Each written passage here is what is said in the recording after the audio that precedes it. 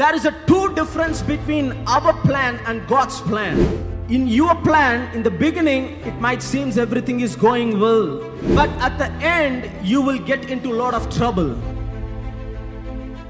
But God's plan, in the beginning, it might seem confusions. At the end, you will understand that God had a better plan in my life. Your plan will get into troubles, but God's plan will take you to the high purpose and higher plan.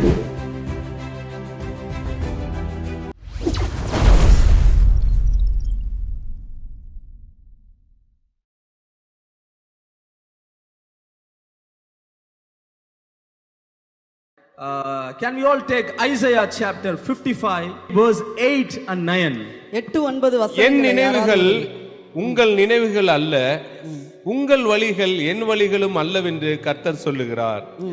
பூமியை பார்க்கிலும் வானங்கள் எப்படி உயர்ந்திருக்கிறதோ அப்படியே உங்கள் வழிகளை பார்க்கிலும் என் வழிகளும் உங்கள் நினைவுகளை பார்க்கிலும் என் நினைவுகளும் உயர்ந்திருக்கிறது. மாரியும் உறைந்த மலையும் வானத்திலிருந்து இறங்கி அவ்விடத்திற்கு திரும்பாமல் பூமியை நனைத்து அதில் முளை கிளம்பி விளையும்படி செய்து விதைக்கிறவனுக்கு விதையும் புசிக்கிறவனுக்கு ஆகாரத்தையும் கொடுக்கிறது எப்படியோ அப்படியே என் வாயிலிருந்து புறப்படும் வசனமும் இருக்கும். அது வெறுமையாய் என்னிடத்திற்கு திரும்பாமல் அது நான் விரும்புகிறதை செய்து நான் அதை அனுப்பின காரியமாகும்படி வாய்க்கும். Amen. Beautiful. The Bible says, my ways are not your ways. வேதம் சொல்கிறது என்னுடைய வழிகள் உங்களுடைய வழிகள் அல்ல. My thoughts are not your thoughts. என்னுடைய நினைவுகள் உங்களுடைய நினைவுகளும் அல்ல. As high the heaven is above the earth, so great are my ways than your ways. பூமிக்கு வானம் எவ்வளவு உயர்ந்திருக்கிறதோ அவ்வளவு உயரமாய் பெரியதாய் உங்களுடைய நினைவுகளை பார்க்கிலும் என்னுடைய நினைவுகள் உயர்ந்திருக்கிறது. As high the heaven is above the earth, so great are my purpose and plan for you than your plans. வானம் எவ்வளவு உயர்ந்திருக்கிறதோ அவ்வளவாய் உங்களை குறித்ததான நினைவுகளும் உயர்ந்திருக்கிறது என்று ஆண்டவர் சொல்கிறார். I want you to pay attention for next 20 minutes. 20 நிமிஷம் கொஞ்சம் கவனமாக கவனிக்கும்படி கேட்கிறேன். The question is, does really God have a purpose in our life? உண்மையாகவே ஆண்டவர் நம்முடைய வாழ்க்கையிலே ஒரு நோக்கத்தை வைத்திருக்கிறாரா? Does really God have a plan in our life? நம்முடைய வாழ்க்கையிலே ஒரு திட்டத்தை ஆண்டவர் வைத்திருக்கிறாரா? Does really God in my life or to my family? என்னுடைய குடும்பத்தை குறித்தும் என்னை குறித்தும் ஆண்டவர் உண்மையாகவே ஒரு திட்டம் வைத்திருக்கிறாரா? Yes, God does have a plan and God does have a purpose in your life. ஆம், உண்மைதான். கர்த்தர் நிச்சயமாகவே உங்களுடைய வாழ்க்கையிலே ஒரு திட்டத்தையும் ஒரு நோக்கத்தையும் வைத்திருக்கிறார். Hallelujah. Hallelujah. How am I saying this? Because your existence is the proof that God has a great plan in your life. நான் எப்படி இதை சொல்கிறேன் என்றால், ஏன் நாம் உயிரோடு இன்றைக்கு இருப்பதே ஆண்டவருடைய திட்டம் நம்மேல் இருப்பதனால்தான். We wouldn't be alive today if God did not have something amazing set for us. ஆண்டவர் நமக்காக ஒரு விசேஷித்த ஒன்றை அவர் ஆயத்தம் பண்ணி வைக்கவில்லை என்றால் நாம் இன்றைக்கு உயிரோடு கூட இருந்திருக்க மாட்டோம். The people who you met yesterday, they are not anymore today. ஜனங்கள் நேற்று இருந்தவர்கள் இன்றைக்கு இல்லை. As my dad, he said, the big businessman, the politics leader, everybody has gone, but we are still here because God has a better plan for us. அப்பா சொன்னது போல ஒரு பெரிய தொழிலதிபர் அவர்கள் எல்லாரும் இந்த உலகத்தில் இன்றைக்கு இல்லை, ஆனால் நாம் இன்றைக்கு இருக்கிறோம் என்றால் கர்த்தர் நம்மை குறித்து ஒரு திட்டம் வைத்திருக்கிறார். Hallelujah. Hallelujah. Turn next to the person and tell them God has a better plan for you. பக்கத்தில் இருக்கிறவர்களை பார்த்து சொல்லுங்கள், ஆண்டவர் உங்களுக்கு ஒரு சிறந்த திட்டத்தை வைத்திருக்கிறார். If you believe it or not, but God has a better plan for you. நீங்கள் நம்பினாலும் சரி நம்பாவிட்டாலும் சரி கர்த்தர் ஒரு பெரிய திட்டத்தை உங்களுக்காக வைத்திருக்கிறார். God's plan and our plan, there is a contradiction between God's plan and our plan. கர்த்தருடைய திட்டத்திற்கும் நம்முடைய திட்டத்திற்கும் ஒரு முரண்பாடு உள்ளது. We want God to do our will and our purpose. நாம் நம்முடைய சித்தத்தின்படியே ஆண்டவர் செய்ய வேண்டும் என்று நாம் விரும்புகிறோம். We want God to answer our prayer in a way how we wanted to. நாம் நம்முடைய விருப்பத்தின்படியே ஆண்டவர் நமக்கு ஜெயம் பதில் கொடுக்க வேண்டும் என்று ஆண்டவரை விரும்புகிறோம். We want God to answer our worship in a way how we wanted to. நாம் ஆண்டவரை ஆராதிக்கிற விதத்திலே ஆண்டவர் விரும்ப வேண்டும் என்று நினைக்கிறோம். But God will not answer your prayer in a way how you wanted. but God will answer your prayer in a way how He wanted, because it is His plan and His purpose. ஆனால் ஆண்டவர் நாம் விரும்புகிறபடி நம்முடைய ஜெபத்திற்கு பதில் கொடுப்பதில்லை. ஆண்டவர் அவர் விரும்புகிறபடியும் அவருடைய திட்டத்தின்படியுமே நம்முடைய ஜெபத்திற்கு பதில் கொடுக்கிறார். There is a two difference between our plan and God's plan. நம்முடைய திட்டத்திற்கும் ஆண்டவருடைய திட்டத்திற்கும் ரெண்டு வித்தியாசங்கள் உண்டு. In your plan, in the beginning, it might seem everything is going well. நம்முடைய திட்டமானது ஆரம்பத்துல எல்லாம் நல்லா இருக்கிறது மாதிரி இருக்கும். It might seem everything is working out for you. எல்லாமே நமக்கு கைகூடி வருவது போல இருக்கும். But at the end, you will get into a lot of trouble. ஆனால் முடிவிலே அது மிகவும் கஷ்டமான சூழ்நிலைக்குள்ளாக நம்மளை குழப்பத்துக்குள்ளாய் தள்ளிவிடும். But God's plan, in the beginning, it might seem confusions. ஆனால் ஆண்டவருடைய திட்டம் ஆரம்பத்திலே குழப்பமா இருப்பது போல தெரியும். You don't know where God is leading you. ஆண்டவர் எங்க உங்களை நடத்தி கொண்டு போறார், எப்படி நடத்துகிறார் என்று தெரியாது. But at the end you will understand that God had a better plan in my life. ஆனால் முடிவிலே நீங்கள் புரிந்து கொள்வீர்கள், ஆண்டவர் உண்மையாகவே என்னுடைய வாழ்க்கையிலே நல்ல திட்டத்தை வைத்திருந்தார் என்று. At the end you will understand whatever that God has led you, it will flourish and it will bring 100-fold fruits. முடிவிலே அது மலர்ந்து கனிகளை கொடுக்கும் போதுதான் உங்களுக்கு தெரியும் ஆண்டவர் உண்மையிலேயே எனக்கு ஒரு நல்ல திட்டத்தை வைத்திருந்தார் என்று. Can I hear a hallelujah? Hallelujah. Hallelujah. Hallelujah. If you could look at this Bible from the beginning, from Genesis to Revelation, நாம் இந்த வேதத்திலே எடுத்து பார்ப்போமானால் ஆதியாகமத்திலிருந்து வெளிப்படுத்தல் வரைக்கும் God has chosen different people in a different time and He has used them for His glory. ஆண்டவர் தம்முடைய நாம மகிமைக்காக வித்தியாசமான காலநிலையிலே வித்தியாசமான தேவதாசர்களை எடுத்து பயன்படுத்தி இருக்கிறார். For an example, do you know what Abraham he was doing before the call was come from the Yahweh? உதாரணமாக ஆபிரகாமை எடுத்துக்கொள்வோமானால் ஆபிரகாம் அவன் ஆண்டவரை அறிவதற்கு முன்பதாக என்ன செய்து கொண்டிருந்தான் தெரியுமா? He was an idol worshipper. அவன் விக்கிரக ஆராதனையிலே ஈடுபட்டு கொண்டிருந்தான். Abraham, the God we say, the God of Abraham, the God of Isaac and the God of Jacob, the God of Abraham, before he accepted Yahweh, he was worshiping an idol. அவர் யெகோவா தேவனை ஆராதிப்பதற்கு முன்பதாக அவர் ஆபிரகாமின் தேவன், ஈசாக்கின் தேவன், யாக்கோபின் தேவனே என்று அழைக்கிறோமே, அப்படிப்பட்டதான அந்த ஆபிரகாம் விக்கிரக ஆராதனையிலே இருந்தான். Abraham's father, they love, their whole family, they love to do an idol worship. அவன் அதிலே மிகவும் அன்பாய் மிகவும் நேசித்தவனாய் இருந்தான். But God chose Abraham, and not only that, He made him as a father of a Jewish people. ஆண்டவர் ஆபிரகாமை தெரிந்து கொண்டு அவனை யூதர்களுக்கு மாத்திரம் அல்ல, and God made him a father of the Israelites, and not only that, made him a father of this nation. ஆண்டவர் அவனை இஸ்ரவேலுக்கு தகப்பனாக மாற்றினார். இஸ்ரவேலுக்கு மாத்திரமல்ல, முழு தேசத்திற்கும் உலகத்திற்கும் தகப்பனாக மாற்றினார். Because it is not our plan, but it is a God's plan. ஏனென்றால் இது நம்முடைய திட்டம் அல்ல, அது தேவ திட்டம். The way God chose Jacob, as per the Jewish culture, every possession supposed to go to the firstborn child Esau. நாம் யாக்கோபை எடுத்துக்கொள்வோமானால் அன்றைக்கு யூதர்களுடைய கலாச்சாரத்தின்படி ஒவ்வொரு தகப்பனுடைய சுதந்திரமும் முதல் பையனுக்கு போக வேண்டும். But God rejected the firstborn and He chose the second one, Jacob.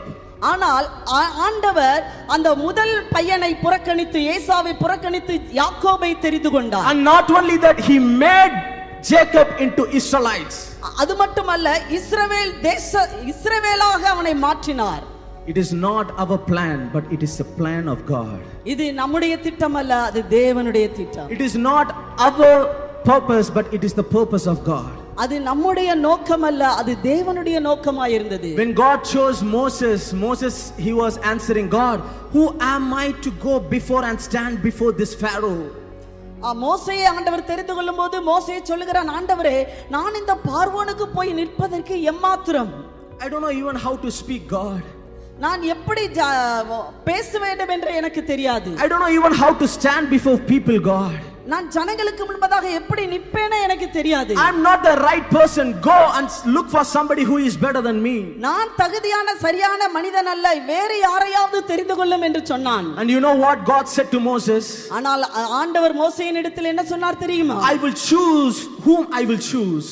ஆண்டவர் சொன்னார், நான் யாரை தெரிந்து கொள்ள சித்தமாயிருக்கிறேனோ அவர்களை தெரிந்து கொள்வேன். I will be compassionate to whom I will be compassionate. நான் யார் மேல் இரக்கமாய் இருக்க விரும்புகிறேனோ அவர்கள் மேல் இரக்கமாய் இருப்பேன். I will be mercy upon people to whom I will be mercy. You don't ask any questions against நான் me. யார் மேல் கிருபையாய் இருக்க சித்தமாய் இருக்கிறேனோ அவர்கள் மேல் கிருபையாய் இருப்பேன். நீ எனக்கு கேள்வி கேட்க கூடாது. As I said, it is not our plan, but it is the plan of God, Yeshua HaMashiach. எனவே நான் சொல்லுகிறேன், அது நமது திட்டம் அல்ல, அது தேவனாகிய யெகோவா தேவனுடைய திட்டமாய் இருக்கிறது. When God chose David, he rejected all his 7 brothers and he chose the last one, David.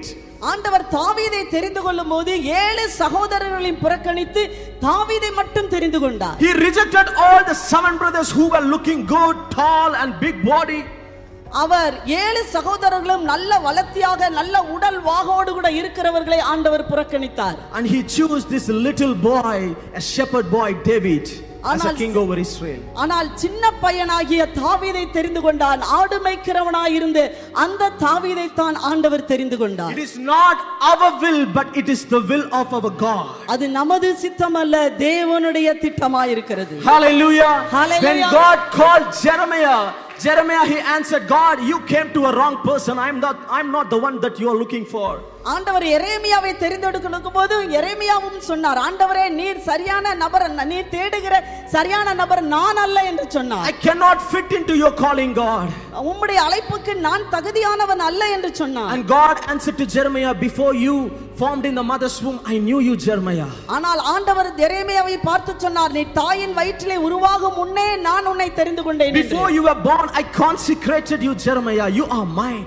நீ தாயின் வயிற்றிலே தரிக்கும் போதே நான் உன்னை தெரிந்து கொண்டேன், நீ என்னுடையவன் என்று சொன்னார். As I said, it is not our plan and our will, it is the will of God. எனவே இதுவும் தேவனுடைய திட்டம், நமது திட்டம் அல்ல. I can just mention many names, the list goes on and goes on. இப்படி நான் அநேகரை சொல்லிக்கொண்டே போகலாம், போய்க்கொண்டே இருக்கும். The Bible says, as high the heaven is above the earth, so great are my plan and purpose for those who love Jesus Christ. வேதம் சொல்லுகிறது, வானத்திற்கும் பூமிக்கும் எவ்வளவு உயர்ந்ததாய் இருக்கிறதோ அவ்வளவாய் உங்களுடைய திட்டத்தை காட்டிலும் என்னுடைய திட்டம் உயர்ந்தவையாய் இருக்கிறது. Even in the New Testament, when God chose the 12 disciples, ஆண்டவர் புதிய ஏற்பாட்டிலும் 12 சீஷர்களை தெரிந்து கொள்கிறார்.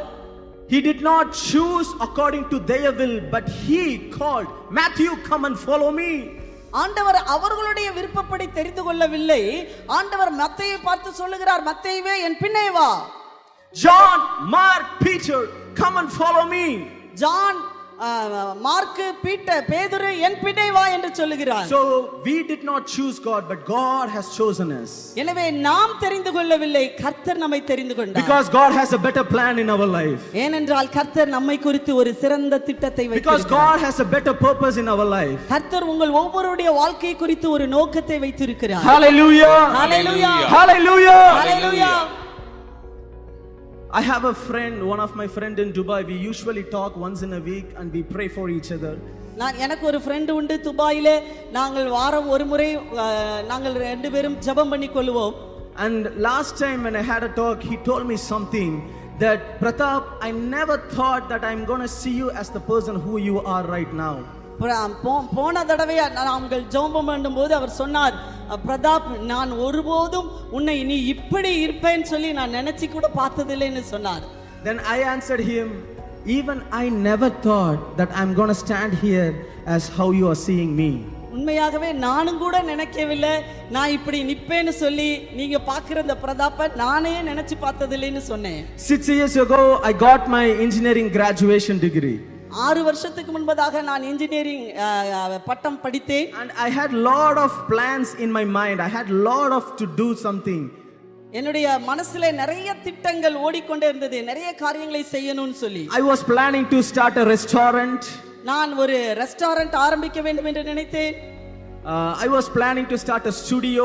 நான் ஒரு ஸ்டுடியோ ஆரம்பிக்க வேண்டும் என்று நினைத்தேன். I was even thinking, I can go some other country and I can work. I want to be a good businessman. மற்ற இடங்களுக்கு போய் ஒரு நல்ல ஒரு தொழிலதிபராய் மாற வேண்டும் என்று நினைத்தேன். But thank God that God did not answer those prayers. ஆனால் நான் ஆண்டவருக்கு நன்றி சொல்லுகிறேன். ஆண்டவர் அந்த இதுக்கெல்லாம் அந்த ஜெபத்துக்கெல்லாம் எனக்கு பதில் கொடுக்கல. Because my plan is different and God's plan is different. ஏனென்றால் என்னுடைய திட்டம் வித்தியாசமானது, ஆண்டவர் என் மேல வச்சிருந்த திட்டம் இன்னும் வித்தியாசமானது. Hallelujah. Hallelujah. Hallelujah. Hallelujah. If God would have answered those prayer, I wouldn't be where I am right now. அப்போ ஆண்டவர் அந்த ஜெபத்துக்கு பதில் கொடுத்திருந்தாருன்னா நான் இப்போ உங்க மத்தியிலே வந்து நின்றுக்கவே மாட்டேன். Maybe I would have lived, I would have lived a limited life. Maybe I would have earned maybe 50 to 60,000 salary. நான் ஒரு 50,000 60,000 சம்பளம் வாங்கக்கூடியதான ஒரு குறிப்பிட்ட எல்லைக்குள்ளாகத்தான் நான் இருந்திருப்பேன். I would have lived a confined life. I would have lived in a boxed life. நான் ஒரு அடைக்கப்பட்ட ஒரு வாழ்க்கை வாழ்ந்து கொண்டிருப்பேன். I would have lived like one among those in the world out there. உலக பிரகாரமாக எல்லாரும் வாழ்வது போல வாழ்ந்து கொண்டு இருந்திருப்பேன்.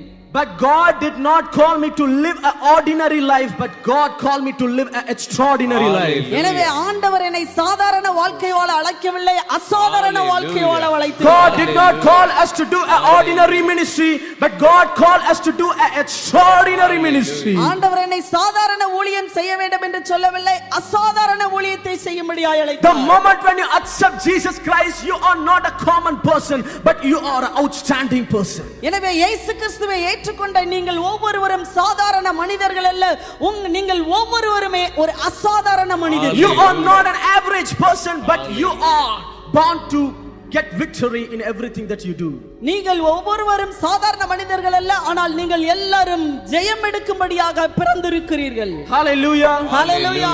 Because we have been born again in Jesus Christ. ஏனென்றால் நாம் மீண்டும் இயேசு கிறிஸ்துவுக்குள் பிறந்திருக்கிறோம். How many of you have born again in Jesus? எத்தனை பேர் இயேசு கிறிஸ்துவுக்குள் மறுபடியும் பிறந்திருக்கிறீர்கள்? If do so, you are not an ordinary person, you are an extraordinary person. உண்மையாகவே அப்படி இருப்பீர்களானால் நீங்கள் சாதாரணமானவர்கள் அல்ல, நீங்கள் நிச்சயமாகவே ஒரு அசாதாரணமானவர்கள். Because God has a better plan than your plan.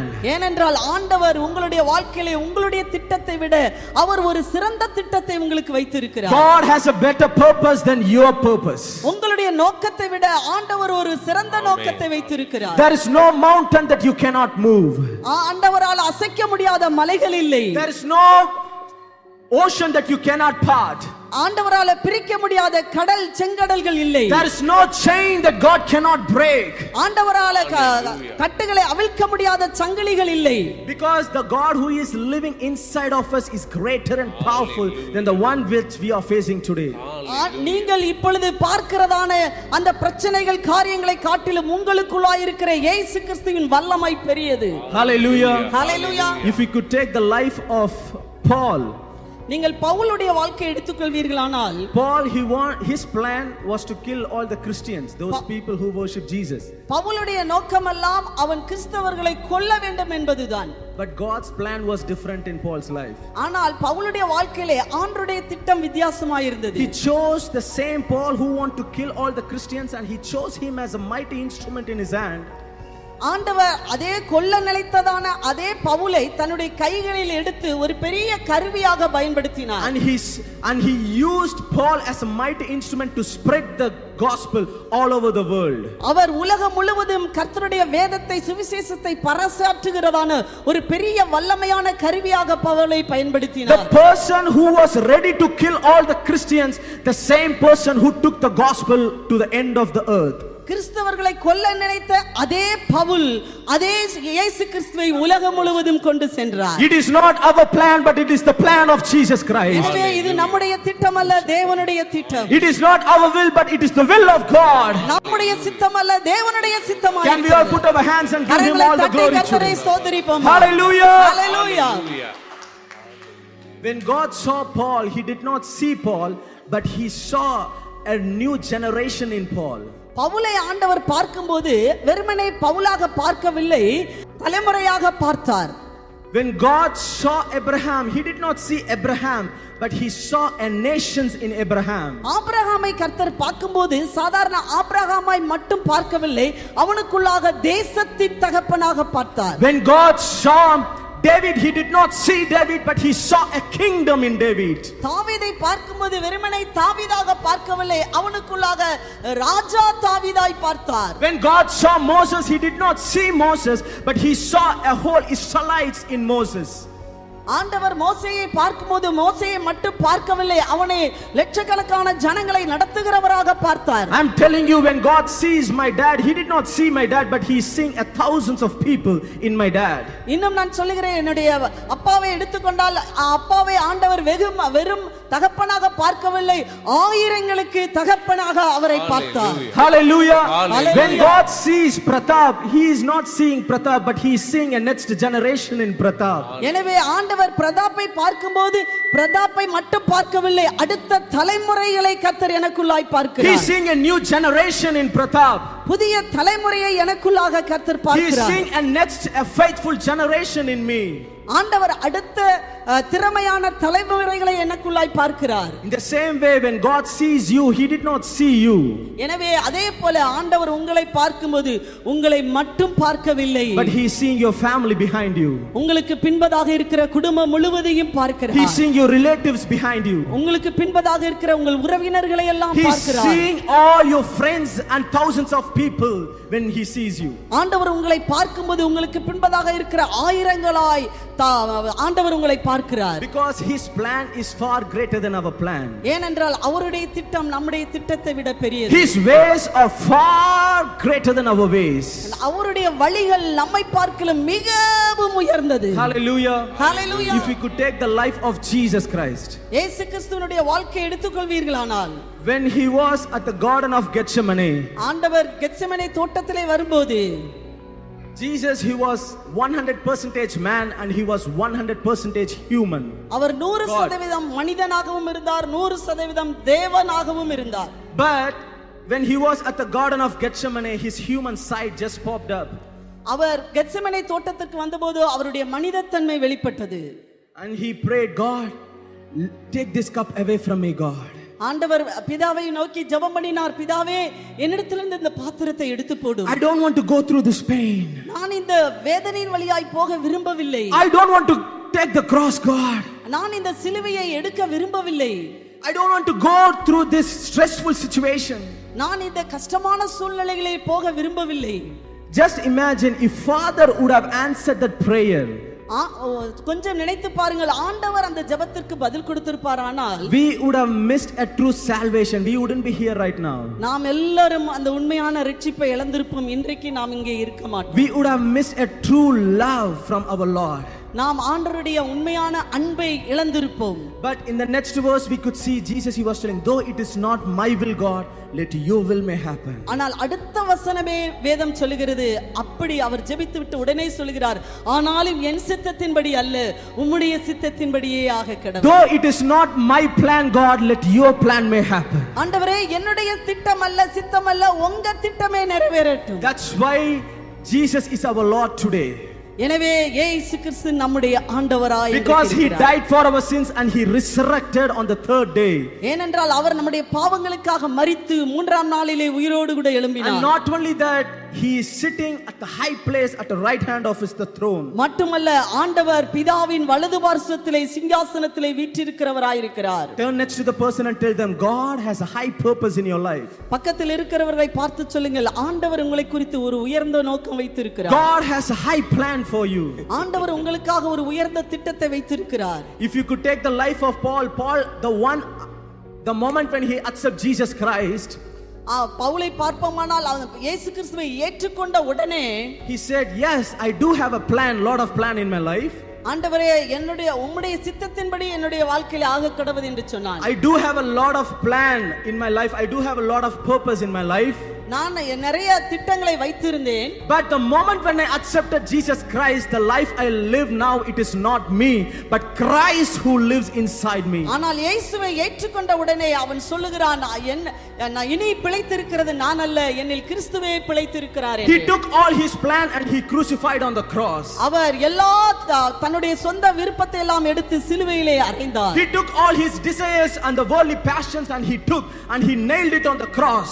உலக பிரகாரமான விதமான எல்லா விருப்பங்களையும் அவர் எடுத்து சிலுவையிலே அறைந்து And விட்டார். he committed himself entirely to the will and the plan of God. அவர் முழுவதுமாக தன்னை இயேசு கிறிஸ்துவுக்கு அவருடைய சித்தத்துக்கு அர்ப்பணித்தார். And that's why Paul is the greatest apostle ever.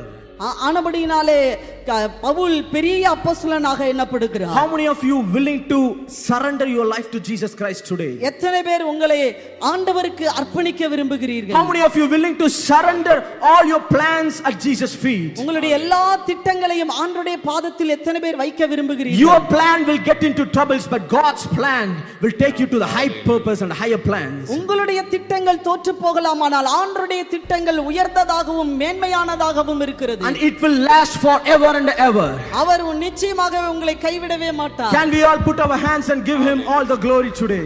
நாம் எல்லாரும் கரங்களை தட்டி ஆண்டவருக்கு மகிமை Hallelujah! Hallelujah! Hallelujah! Hallelujah! As high the heaven is above the earth, so great are his plans and purpose for those who love Jesus Christ. எனவே தான் பூமிக்கு வானம் எவ்வளவு உயர்ந்து இருக்கிறதோ அவ்வளவாய் கர்த்தருடைய வழிகள் உங்கள் நினைவுகளை பார்க்கிலும் உயர்ந்து. Hallelujah! Let us all stand to our feet. எல்லாரும் எழும்பி நிற்போமா? Oh, Nankam Pro God has a better plan and God has a better purpose. Yes, உங்களுக்கு திட்டம் வைத்திருக்கிறார், உங்களுக்கு பெட்டரான திட்டத்தை வைத்திருக்கிறார். அப்படி திட்டம் வைக்கல அப்படின்னா இன்னைக்கு நீங்க உயிரோடு இருந்திருக்க மாட்டீங்க. நீங்க உயிரோடு இருப்பது தான் ஒரு பெரிய சாட்சி. உங்களுக்காக ஒரு பெரிய திட்டத்தை வைத்திருக்கிற தெய்வம்.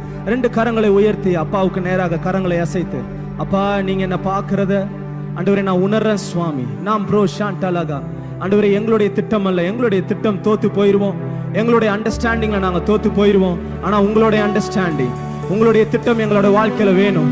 என்னுடைய திட்டத்தின்படி நான் நடந்தனா நான் ஏமாந்துருவேன் சுவாமி. ஆனால் உங்களுடைய திட்டத்தின்படி நடந்தனா என்னை மலைகளை கடக்க செய்வீங்க, என்னை அநேக இடங்களுக்கு கொண்டு போவீங்க. Let your will may happen in the name of Jesus Christ. நல்ல கரங்களை உயர்த்தி நாம் ப்ரோ ஷாண்டனகா எஸ் ஹேலரயண்டன மௌஷடுலிதேனகா. யோபோட லைஃபை பார்க்கும் பொழுது அவன் நினைச்சே பார்த்திருக்க மாட்டான். ஆண்டவரே உம்முடைய திட்டமா இது? தலையிலிருந்து கால் வரைக்கும் நான் எல்லாத்தையும் இழந்துட்டேன். நான் சேர்த்தி வச்சிருந்த மாடுகள், ஆடுகள், என்னுடைய குழந்தை எல்லாத்தையும் இழந்துட்டேன். எப்படி உம்முடைய திட்டம் என்னுடைய வாழ்க்கையில இப்படியா என்னுடைய திட்டம் இருக்கணும் அப்படின்னு சந்தேகப்பட்டான். ஆனால் ஒன்று மாத்திரம் யோபு இழக்கவே இல்லை. ஆண்டவரே நான் செற்றாலும் என்னுடைய நம்பிக்கை மாத்திரம் நான் இழந்துடவே மாட்டேன். எனக்கு தெரியும் என்னுடைய நம்பிக்கை, என்னுடைய ட்ரஸ்ட், என்னோட ஃபெய்த் எல்லாம் உங்க மேல சுவாமி. அந்த ஃபெய்த்தை பார்த்து, அந்த நம்பிக்கையை பார்த்து எத்தனை இழந்தானோ அதே போல 2 மடங்கு கர்த்தர் திரும்ப கொடுத்தார். ஒருவேளை கர்த்தருடைய திட்டம் ஒருவேளை உங்களுக்கு வேற மாதிரி தெரியலாம், ஆனால் கர்த்தர் உங்களுக்கு 100 மடங்கான ஆசீர்வாதத்தை கொடுக்க வல்லவர்.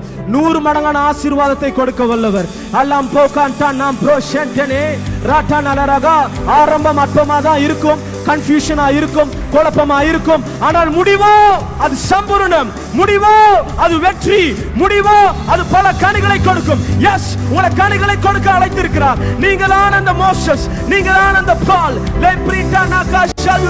அவருடைய திட்டம் நிறைவேறி கொண்டிருக்கிறது. உங்களுடைய குடும்பத்துல, உங்களுடைய லைஃப்ல, உங்களுடைய பிசினஸ்ல, நீங்க கையிட்டு செய்கிற காரியங்கள்ல உங்களுடைய திட்டம் அல்ல, உங்களுடைய பர்பஸ் அல்ல, ஆனால் இயேசு கிறிஸ்துவுடைய நாமம், இயேசு கிறிஸ்துவுடைய திட்டம் நிறைவேறி கொண்டிருக்கிறது. அவருடைய திட்டத்துக்கு அர்ப்பணிச்சிருங்க. பார்த்துடலாம். தாவீது சொல்லுகிறான், Lord Jesus, I don't want to lean on my own understanding.